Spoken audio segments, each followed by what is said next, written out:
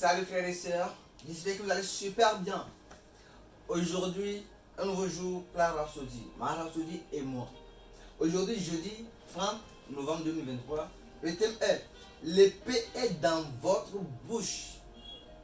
Le verset tiré de Psaume 149, 5 à 6, et qui dit que les saints triomphent dans la gloire, qu'ils poussent des cris de joie sur leur couche, que les louanges de Dieu soient dans leur bouche et la glaive à deux tranchants dans leurs mains.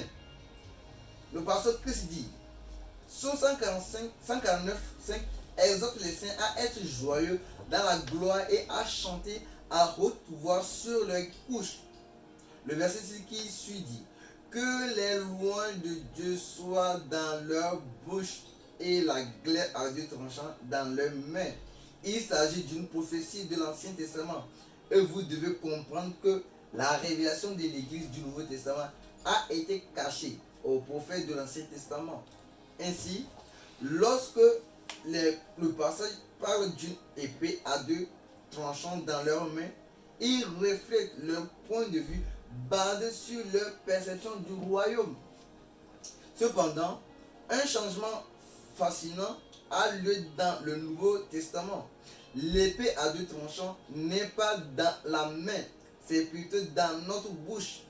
Parlant de Jésus, l'apôtre Jean écrit, et ses pieds étaient semblables à de l'airain ardent, comme s'il eût été embrassé dans une fournaise, et sa voix était comme le bruit de grandes eaux.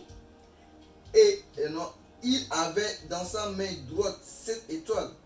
De sa bouche sortait une épée aiguë à deux tranchants et son visage était comme le soleil lorsqu'il brille dans sa force. Vous pouvez le lire dans Apocalypse 1, verset 15 à 16. Remarquez qu'il dit que cette épée à deux tranchants provenait de sa bouche et non de sa main. Nous ne combattons pas avec une épée à la main. L'épée est dans notre bouche. Alléluia.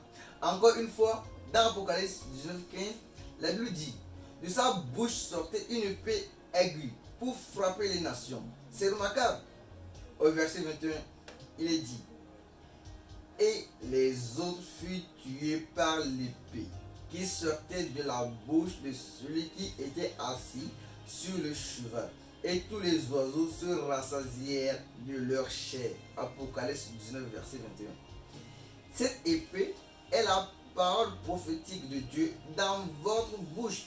C'est notre arme de guerre aujourd'hui dans le royaume. Alléluia. Jérémie 51, 20 dit, tu as été pour moi un marteau. J'ai brisé pour toi des nations. Par toi, j'ai détruit des royaumes. Avec la parole sur nos lèvres, nous brisons l'ennemi en morceaux. Nous parlons partout, toutes les œuvres du diable.